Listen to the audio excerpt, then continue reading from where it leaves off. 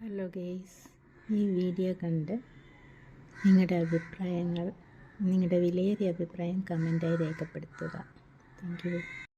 ഇത് കണ്ടോ, മനുഷ്യൻ ആവശ്യം കഴിഞ്ഞ് വലിച്ചെറിഞ്ഞ കുപ്പികളാണ് ആ കിടക്കുന്നത്.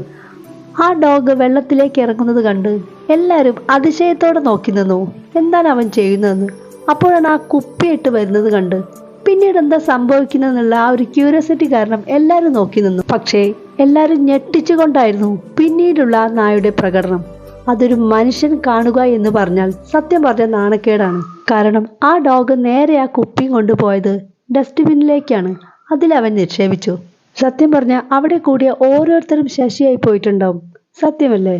ഈ വീഡിയോ എടുത്ത ക്യാമറമാൻ പോലും അതൊരു ഷോക്കായിട്ട് പറഞ്ഞിരുന്നു.